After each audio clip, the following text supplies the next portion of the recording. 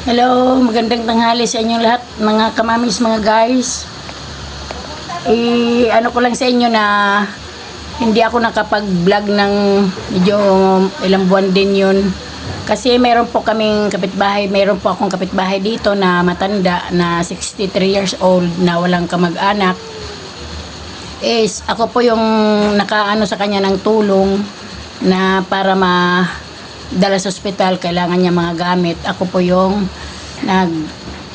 sa kanya na madala doon dito sa ospital sa amin, sa Inares. Tapos naka 4 times siyang ospital, tapos hindi naman siya gumaling, parang lumala lang, may sakit siyang na-trace doon sa lung center nung August 14. Doon ko siya nadala sa lung center kasi humingi nga talaga siya ng tulong na nagmamakawa siya na magkaroon pa siyang buhay kasi may anak siya, maliit pa, 2.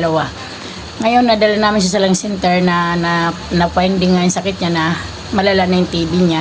So, ako po yung nakatulong. Pero sa ngayon, nakalabas na po siya nung nakaraan araw lang. Kaya mahinga muna ako. Nakaraan araw lang nakalabas siya, 25 nakalabas siya.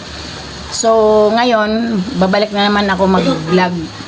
Kasi, na-okay na yung pasyente na natulungan ko. Okay na siya. Kaya, yun mga kamamis, mga guys, tulungan nyo ako na subscribe nyo yung aking Facebook page, itong aking Rosemary Dear Facebook page ko, tsaka yung YouTube channel ko, Official Rosdy. Sana tulungan nyo ako para ilagay ko dito sa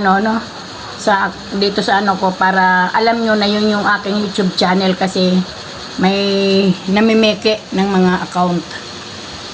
So yun guys, yung yung matanda pala na natulungan ko, sobrang pasalamat niya. Nag-bill po ng mahigit 300,000. 5 days po siya sa ICU. Bukod yung hospital dito sa amin sa Inares, sa Rodriguez Rizal na 5 times siya na-confine. Pero yun, ako po yung sumuporta sa kanya lahat nang na-confine siya. 62 years old na po siya, mga kamamis, mga guys, no? Tapos yun, inanuhan ko na lang siya na madala sa lung center kasi yun lang yung way na mabuhay pa siya. Gusto pa niyang mabuhay. Yun, sa ngayon, okay na po siya. Andito na po siya ulit sa may likod namin, sa may kubo. Okay na po siya, kaya babalik na po ako ulit sa ngayon. Pag-reels, pag-vlog.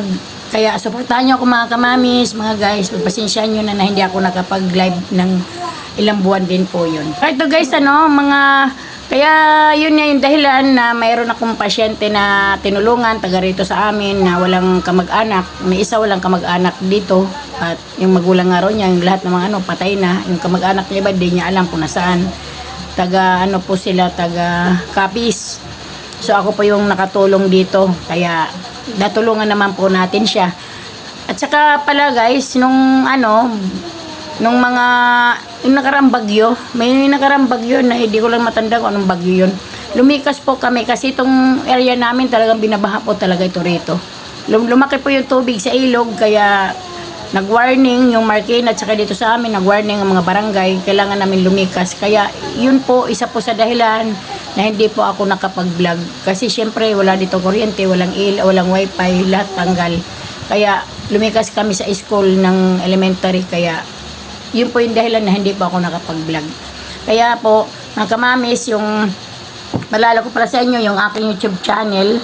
Yung aking YouTube channel, ilalagay ko po dito. Tingnan niyo po yung aking mukha at saka yung aking basta Official Rosdy po yun. Kasi baka mamaya makuha ng iba kasi marami ngayon ng scam ng mga account. Tingnan nyo po yung aking picture. Yun, yung mga kamamis tingnan nyo. Tsaka pakisubscribe nyo na. Magsimula na ulit ako mag-vlog, pakishare, palike and share and comment mga kamamis, mga guys. Thank you po sa inyong lahat. Sana maunawaan nyo. Ayun.